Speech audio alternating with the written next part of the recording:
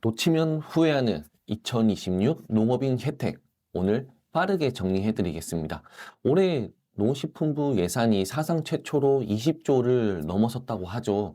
이러한 예산이 있어도 우리가 알지 못하면은 적절하게 활용할 수가 없습니다. 그러니까 어디에 어떻게 쓰이는지 알고 우리 살림에 보탬이 되도록 활용해야 되겠죠. 나에게 해당되는 2026 농촌 농업인 혜택, 지금 바로 들어가 보겠습니다. 첫 번째, 농어촌 기본소득 시범 도입이죠. 농업직불금은 농사를 짓는 사람에게만 생산량이나 면적에 따라 돈을 주는 거죠. 농사를 안 지으면 농촌에 살아도 혜택이 적었습니다.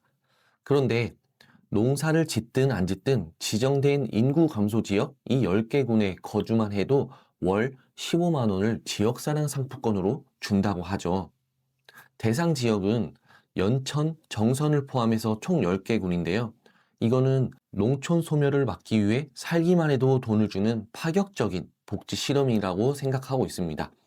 4인 가족이면 월 60만 원에 해당되는 돈이니까 절대 적은 돈은 아니죠. 둘째, 전략 직불금 업그레이드. 쌀 과잉 생산을 막기 위해 콩, 가루쌀, 논조사료 등 일부 품목에만 직불금을 줬었죠. 단가도 현장의 기대보다 낮았었는데요. 쌀 수급 안정을 위해 전략 작물 직불제 예산을 대폭 늘렸다고 합니다. 대상 품목은 수수, 율무, 수급 조절용 벼 등이 추가된다고 하는데요.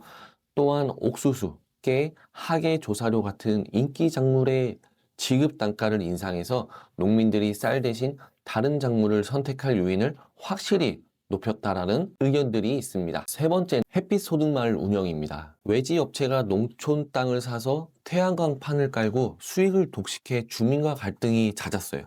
주민들에게는 남는 게 없었죠. 그래서 마을 공동체가 수익을 공유하는 구조인 햇빛 소득 마을을 조성하기로 시작을 했고요. 규모는 마을당 300kW에서 1메가와트급이라고 합니다. 여기에서 나오는 수익을 마을 공동체가 공유해서 마을 공용버스 운영, 어르신 무료 급식에도 사용한다고 합니다. 현재 연간 100개소 이상을 조성하려는 게 목표라고 해요. 네 번째, 농업인들 연금 건강보험료 지급이 인상되었습니다. 기존에는 농업인들이 내야 하는 연금보험료 지원 한도가 월 최대 46,350원이었죠. 그런데 올해에는 연금보험료 지원액이 월 최대 53,350원으로 오른다고 합니다. 건강보험료 역시 최대 지원액이 106,650원으로 상향되고 깜빡하고 신청이 늦어진다고 해도 소급해서 받을 수 있는 기간을 5개월에서 6개월로 연장했다고 하니까 꼭 놓치지 않으셔야겠죠. 다섯 번째, 이거는 매년 말이 많았죠. 양곡관리법 개정. 쌀값이 폭락한 뒤에야 정부가 부랴부랴 남는 쌀을 사들이는 사후 처방 방식이었습니다. 그래서 농민들은 매년 쌀값 눈치 보느라 불안하에 떨어야만 했죠. 그런데 이번에는 정부가 미리 얼마나 심을지 계획을 세우고 이에 협조해 논에 타작물을 심는 농민에게는 확실한 인센티브를 주는 근거를 마련했다고 합니다. 즉, 쌀값이 떨어지기 전에 미리 공급량을 조절해 쌀값을 일정 수준 이상 지키겠다라는 그런 의지인데요. 이거는 매년 말이 나왔었기 때문에 올해는 어떻게 될지 저도 매우 큰 기대와 관심이 가는 그런 부분입니다. 자, 이번에는 우리 농촌살이 부분에 어떻게 좋아지는지 한번 알아볼게요. 여섯 번째입니다. 농촌 빈집 정비 파격 지원. 농촌에 방치된 빈집을 철거하고 싶어도 지원금이 적어서 집주인이 자부담을 해야 하는 경우가 많았어요. 그리고 사실 정보도 부족해서 빈집 찾기도 매우 힘들었죠. 그런데 이런 철거비 지원금이 최대 1,600만 원으로 2배 이상 껑충 뛰고요. 또한 농촌 빈집은행을 통해서 빈집 정보가 투명하게 공개되기 때문에 귀농인들이 집을 구하거나 빌리기가 훨씬 쉬워지게 됐습니다. 일곱 번째는요, 농촌 왕진버스 그리고 재택 진료의 확대입니다. 병원 한번 가려면 버스 타고 읍내까지 한참 나가야 된다고 말씀하시는 어르신들이 계세요. 이 왕진 서비스가 있긴 했지만 대상 지역이 매우 적은 편이었어요. 그래서 대상 지역을 91개에서 112개 시군으로 대폭 확대할 예정이고요. 단순히 가서 진료만 하는 게 아니라 재택 진료와 비대면 정신건강 상담까지 추가돼서 거동이 불편한 어르신들도 집에서 전문 의료 서비스를 받을 수 있게 됐습니다. 여덟 번째, 여성 농업인 특수 건강검진 확대입니다. 여성 농업인을 위한 검진이 있었는데 이게 70세가 넘으면 혜택을 받기 어려웠고요. 인원도 5만 명 정도로 제한적이었습니다. 저희 부모님들도 연세가 있으시다 보니까 농번기가 되면 항상 병원을 다니셨던 것 같아요. 이거 진짜 병원 갖다 주려고 농사 짓나? 이런 생각을 한 적도 있습니다. 자, 검진 대상 연령이 80세까지 늘어난다고 해요. 혜택을 받는 인원도 8만 명으로 확대돼서 평생 농사 짓느라 고생하신 우리 어머니 농업인들이 더 늦게까지 국가 지원으로 건강관리를 할 수 있게 됐습니다. 아홉 번째, 농식품 바우처 지원 확대. 저소득 취약계층 중 임산부나 영유아가 있는 가구 위주로 10개월 동안 신선한 농산물 구매비를 지원했었다고 해요. 그런데 올해부터 지원 대상에 청년이 대거 포함됩니다. 지원 기간도 10개월에서 12개월로 늘어나게 됐습니다. 농촌에 정착하려는 청년 가구의 먹거리 부담을 덜어주는 정착 초기 생활 안정을 돕는 제도라고 여겨지는데요. 이게 어떻게 보면 되게 소소한 걸 수 있지만 정말 살림살이에는 그 소소한 것들이 채워져야 매우 안정감 있는 생활을 꾸려나갈 수가 있습니다. 자, 열 번째, 농어촌 쓰레기 수거 지원단 운영입니다. 농촌 곳곳에 버려진 영농 쓰레기, 그리고 생활 쓰레기가 방치돼서 미관을 해치고 환경을 오염시켰지만 수거 주체가 애매했습니다. 그래서 우리가 쓰레기를 모아놓고 버릴 수가 없기 때문에 이런 애매한 상황에서 몰래 태우는 경우가 종종 있었죠. 자, 그런데 올해는 지역 주민들이 직접 참여하는 수거 지원단이 창설된다고 해요. 우리 마을의 쓰레기를 주민이 직접 치우고 정부는 그에 따른 활동비를 지급할 예정이라고 합니다. 자, 이제 11번째, 우리가 직접 농사 지을 때 좀 활용할 수 있는 제도인데요.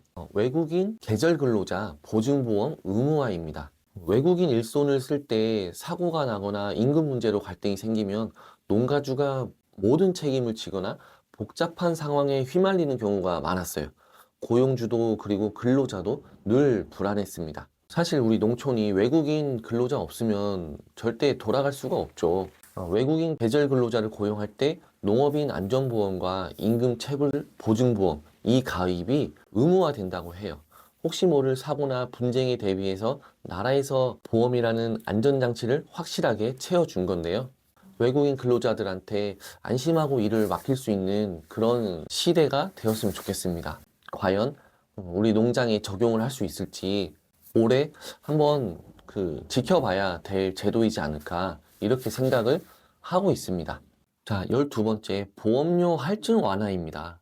태풍이나 가뭄 같은 자연재해로 피해를 입어서 보험금을 타면 다음에 보험료가 할증이 되죠. 피해 입은 것도 서러운데 보험료까지 올리자 이런 불만이 많았는데요. 일정 기준 이상의 큰 자연재해로 인한 피해는 보험료 할증 대상에서 제외해 준다고 합니다. 기후가 계속적으로 예측할 수 없는 상황으로 변화되고 있잖아요. 그래서 속수무책으로 당하는 그런 경우가 있습니다. 올해부터는 재해로 인해서 보험금을 받더라도 보험료 폭탄 걱정은 좀 사라지게 될 것 같습니다. 13번째, 공동 영농 확산 사업 지원. 사실 농촌은 소농들이 참 살아가기가 어려운 곳입니다. 소규모 개별 농가 단위로 농사를 짓다 보니까 기계값도 많이 들고 효율이 떨어졌죠. 혼자서는 대규모 물량을 맞추기도 당연히 힘들죠. 자, 그래서 올해는 논밭을 규모화하고 농가끼리 뭉치는 법인 중심의 공동 영농을 본격적으로 시작한다고 합니다. 농지 임대나 조직화에 필요한 컨설팅과 교육비를 정부가 대주고요. 결국 따로 하면 힘들지만 뭉치면 기업이 된다라고 하는 이 사업이 과연 기대만큼 생산성도 높일 수 있고 비용도 줄이면서 농가의 소득으로 이어질지 너무 궁금한 제도입니다. 자, 14번째입니다. 중소기업 직장인 든든한 한 끼 지원 사업입니다. 자, 농촌 지역 중소기업이나 산업단지 근로자들은 마땅한 식당이 없거나 밥값이 비싸서 끼니를 대충 때우는 경우가 많죠. 올해는 약 5만 4천 명의 근로자에게 1,000원의 아침밥과 점심값 일부를 지원을 한다고 합니다. 우리 농촌에 거주하시고 농촌에서 직장을 다니시는 분들이 잘 먹어야 농촌 경제도 사는 거 아닐까요? 쌀 소비도 늘리고 근로자 복지도 챙기는 일석이조 사업이 될 거라고 생각이 듭니다. 마지막 15번째입니다. 어린이 과일 간식 재개. 초등학교 과일 간식 지원 사업이 예산 문제로 중단되거나 축소되면서 과수 농가들이 판로 확보에 어려움을 겪었었죠.